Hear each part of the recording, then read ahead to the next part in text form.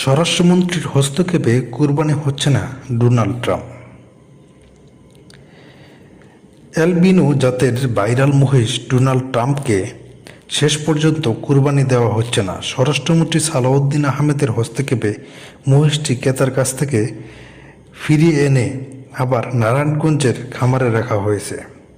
বুধবার 27 মে স্বরাষ্ট্রমন্ত্রী সালাউদ্দিন আহমেদ একটি বেসরকারি টেলিভিশনে এই তথ্য জানান। মন্ত্রী জানিয়েছেন, মহিষটিকে ঘিরে অতিরিক্ত জনসমাগম বা সম্ভাব্য বিশৃঙ্খলার আশঙ্কা থাকায় কেরানীগঞ্জে ক্রেতাকে টাকা ফেরত দিয়ে সিদ্ধান্তটি নেওয়া হয়েছে। আপাতত ডোনাল্ড ট্রাম্পকে আগের মতোই খামারে লালন পালন করা হবে। নারায়ণগঞ্জের পাইকপাড়া রাবিয়া এগ্রো ফার্মে লালন পালন করা 700 কেজি ওজনের এই অ্যালবিনো মহিষটি সামাজিক যোগাযোগ মাধ্যমে ব্যাপক আলোচনা আসে। এর সাদা লোম ও চুলের স্টাইল অনেকের কাছে মার্কিন প্রেসিডেন্ট ডোনাল্ড ট্রাম্পের মতো মনে হয় নাম রাখা হয় ডোনাল্ড ট্রাম্প।